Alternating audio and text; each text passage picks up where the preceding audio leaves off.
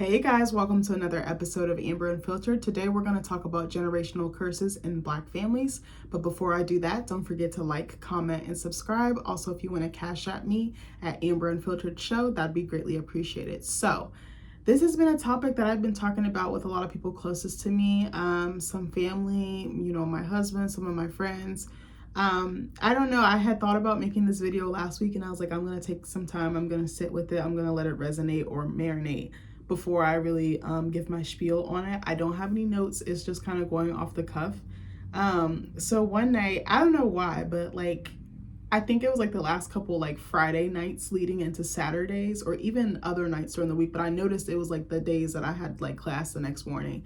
I would go to sleep early and then I'd be up at 1 a.m. or 2 a.m. to use the bathroom, and then Nick will come to bed and then we just be having deep ass talks. It's mostly me talking and him listening and probably try not to fall asleep, LOL. But during one of these talks, I don't know, I just had so much to pour out to him and I was like, I can't sleep, so I might as well talk. But one of the questions I think he asked me was why. I think he was just more of a why. And I was like, yeah, that is a good question. Why do Black families have so many issues with estrangement with certain things? And I was like, we have a lot of generational curses. I said a lot of stuff we've inherited, not blaming our ancestors in any way, shape, or form, but a lot of it is passed down and we just kind of hold on to it. We don't know where to put it. We don't know how to, I don't want to say get rid of it, because I guess in that some sense you're getting rid of your ancestor or their memory or their legacy. But I just was like, oh, we have so much shit. And he was like, well, why? And I was like, it's so hard to explain. I was like, a lot of it has come from days of enslavement and probably even before that. But I was like, a lot of it just keeps getting passed down like a family heirloom. And no one's like, oh no, or let me try to change it or make it better or repair it. So I was telling him that this is my thought. Again, this is not fact. This is just based off of my experience and, people that I'm close to who have shared similar stories. A lot of our stories are very similar. They're rooted, unfortunately, in abuse. I think, not the best communication. I think, I'm trying to think what else. What else would it be rooted in? I don't know. I basically started by telling him that I think a lot of the times our parents tend to be abusive, especially physically and verbally, is because they're trying to keep us in line because they don't want us to fall victim to the justice system. They don't want to, or the prison system, excuse me. They don't want us to be in jail. They don't want us getting reprimanded. They don't want us to endure police brutality or anything worse, that comes out of those interactions. And so a lot of the times they're very harsh with us. I was telling Nick, I was like, every other word was black ass, ungrateful ass, ingrate, bastard. I was like, you wonder why I don't have any self-esteem. I'm sorry, this video is gonna probably get really deep. I was like, and when you're told every day that you're not gonna be shit, you literally believe it. That's what else are you gonna do? It's like a tape that's just replaying over and over in your mind. It's like the voice in your head is your voice until it becomes your parents, and then they kind of blend, and then you're stuck. You're just in this constant cycle of doubting yourself, being insecure, second guessing everything you do, anxious. Oh my gosh, there's so much stuff. I was like, I got whippings all the fucking time. I was like, I blink wrong, I got my ass beat. My dad was not fucking around. Neither was my mom, but I think my dad was more strict than my mom. We were always on punishment. If you Black, you know what that means. You grounded. But Black punishment is different from white punishment. You can't go outside. Your friends can't come over. You can't have your cell phone. You got to sit on the bed all day. And don't let you fall asleep because you get your ass beat for that, or you have to stand up. It is so crazy. I think, again, a lot of the parenting stems from fear or survival. I think from my situation with my husband, I can tell that his parents raised him on love and mine's raised me on survival. And there's nothing wrong with that. They did the best with what they had. I'm not going to sit here and bash my parents, because I do think some of the stuff that they did, it instilled a certain discipline in me. Sounds so fucked up and ass backwards. I can laugh about this now because I'm out of the situation, but I low-key feel like getting my ass beat kept me in line, because I do have a pretty high level of respect for authority, and I try to do as I'm told, and I try not to super get out of line or anything.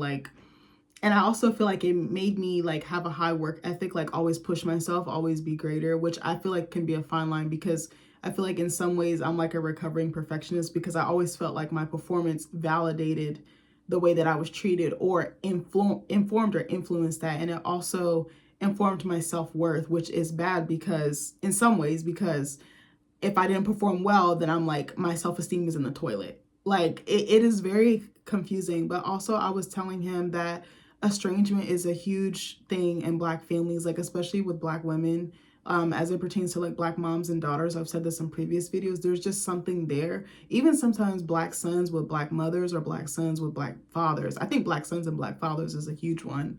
But I think with Black moms and Black daughters, there's just this, it can be rooted in jealousy, competition. Maybe the mom has not dealt with certain stuff and she's seeing certain behaviors reflected back to her, you know, through her daughter. Her daughter is like a mirror.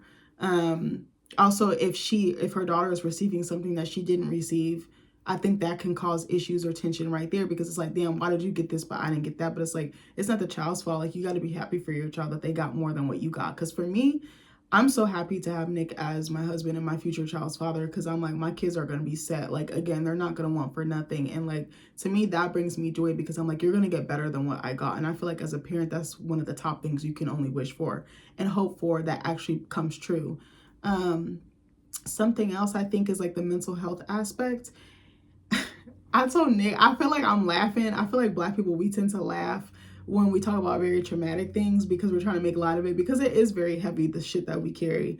But something else is like mental health. I remember like telling my dad, like, I'm depressed. He'd be like, go depress them dishes. And I was weak. Like, when I was a kid, I hated it, but now I can laugh because I'm like, low key, that's kind of funny. That's kind of hard. But I was like, no, actually it's not, because you're ignoring that I'm telling you I need help. You're ignoring the fact that I'm struggling, that I'm drowning, that I'm thinking of having really harmful thoughts, like unaliving myself, not being on this earth. Like, that's not good. Like, you telling me to pray or telling me, that's another one, religion as well. Again, I'm not trying to bash religion in any way, shape, or form. Again, I'm more spiritual. This is nothing, I'm not trying to spew anything on anybody, but a lot of the times when I would like go to my mom too, like my birth mom, I'd be like, oh, I'm sad, oh, I'm heavy. And she'd just be like, just pray. And it's like, sometimes it feels like the prayer isn't working. Sometimes it feels like God isn't hearing me. And I know he does now, but at the time it did not feel like that. And it's like, again, also another thing we tend to do is sweep shit under the rug. When wild shit would happen in our family, we wouldn't talk about it. Like, we would get, oh my God, I'm trying really hard not to go too in detail, but I guess fuck it, I'm gonna go in detail. Sometimes we would get kicked out for being like insubordinate, because sometimes we were kind of bad and like was talking back and not doing what we were supposed to do. So we would get kicked out, and then we'd come back, we'd get like a whole like feast or spread, like, oh, we got the Belgian waffles, we got strawberries and cream, we got bacon, we got OJ, we got the works. And then we would never talk about anything. So a lot of the times I'm just holding this stuff in. I don't know where to put these feelings. I don't know where to put these experiences. Truly, it probably wasn't until I met my adopted mom and even some of my friends, but more specifically my husband, because he forced me to confront stuff like, we're going to talk about this, we're going to address it, you made me feel this way, I made you feel this way, now let's work through it, and now we move on. Like, I was not used to that. That was such a foreign concept to me. It was like my husband was speaking Italian, I was speaking Spanish. Like, the continents were not meeting, as Jesse Wu would say. Like, I don't know, it was a learning curve, because I was so used to blowing up, because I think a lot of the times I would just hold stuff in, suppress, and then boom, I'm a volcano, I'm just exploding. All this lava's coming out, and the lava's coming out of my mouth, and I don't give a fuck what I'm saying, because I'm mad, and now you got me tight, so here we are. But I realized I have like an anger issue, and like, unfortunately, my husband dealt with the brunt of it, like, because I think I was not used to, I didn't know how to process or regulate my emotions. That's something else I was not really taught. And it wasn't until I met him that I learned how to do that. And even other people, I'm like, oh yeah, I need to work on this, because do you really want to be exploding at your 2-year-old for something that's normal that a 2-year-old would do? Like, 2-year-olds, they don't have it. They're just like free balling it. Like, they don't know, like, their emotions are bigger than what their body can hold.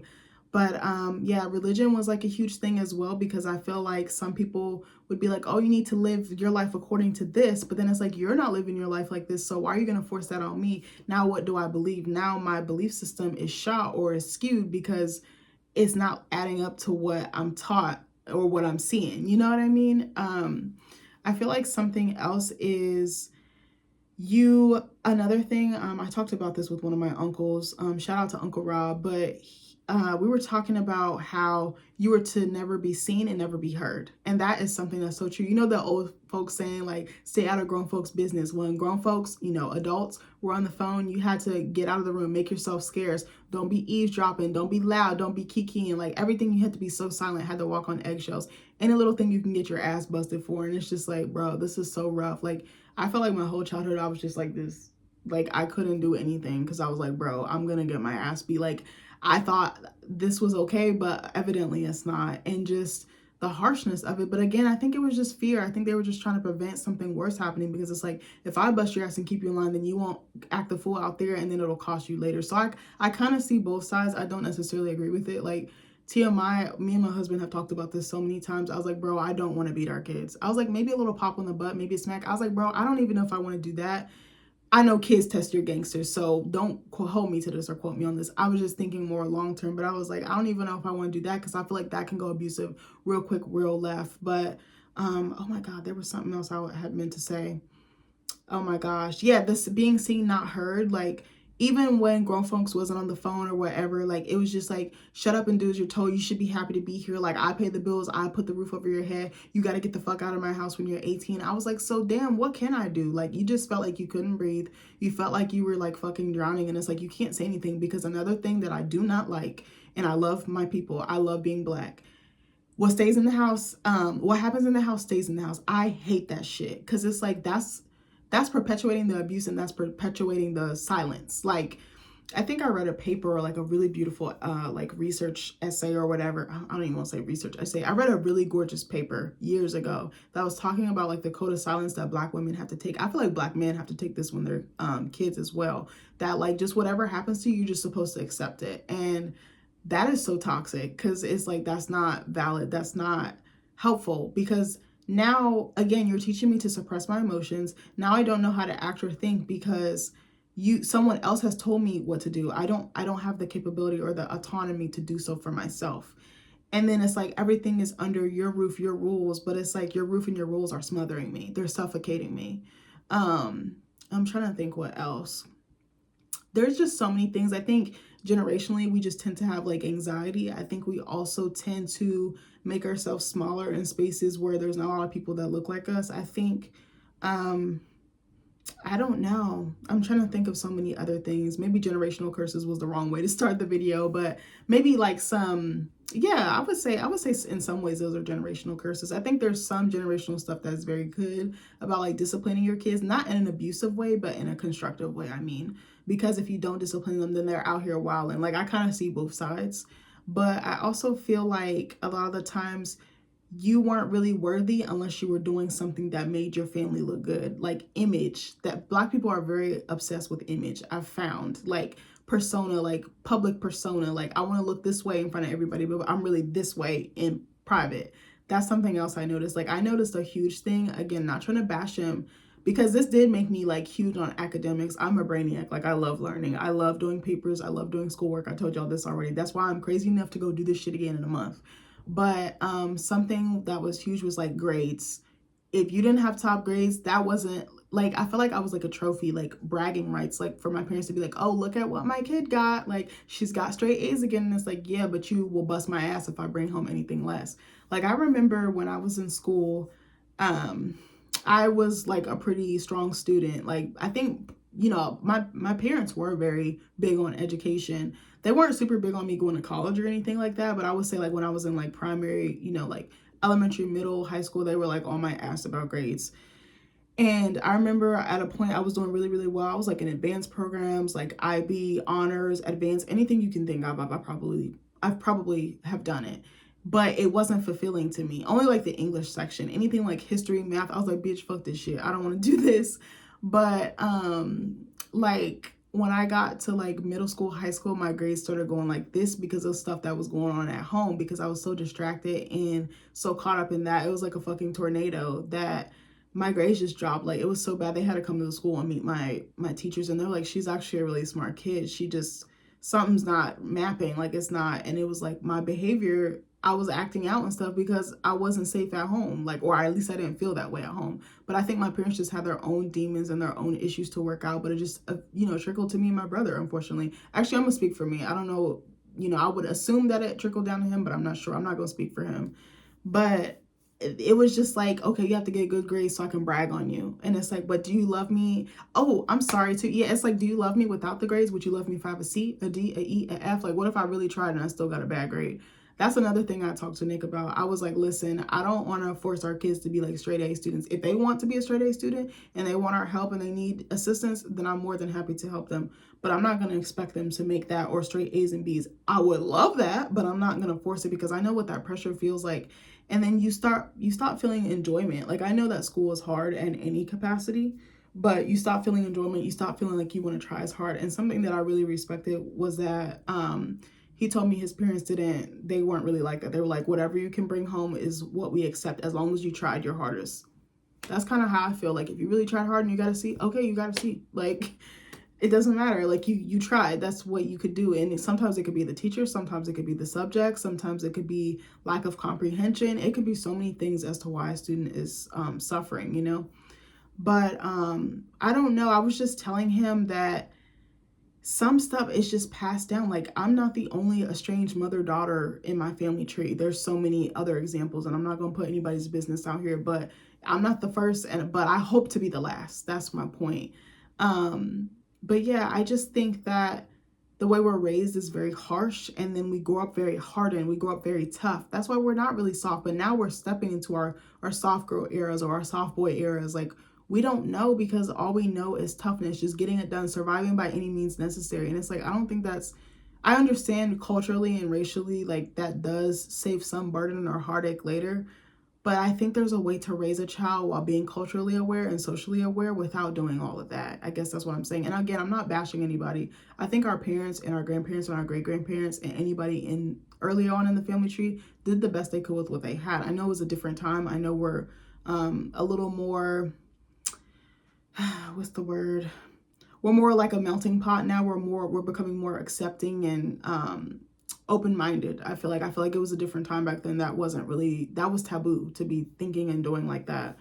But I'm trying to think, was there anything else? And I feel like the belt doesn't solve everything, because after you get enough ass whoopings, you're like, I know this is gonna hurt, but it's gonna be temporary. It's like, I don't know. I don't agree with that style of parenting, but I get it. I'm not trying to bash anybody. I don't know. I feel like there was much more we talked about. But yeah, there's so much with us that is so hard to unpack. There's so many things that we're constantly worried about, and I feel like we're just constantly anxious, like 24/7. At least for me, I told my therapist that. I was like, bro, being black is to be black is to be anxious all the time. Like, you're always worried about something, always overthinking about something. And it's just like, again, some of the stuff just runs in your bloodline or runs in your blood. Like, you can't help it.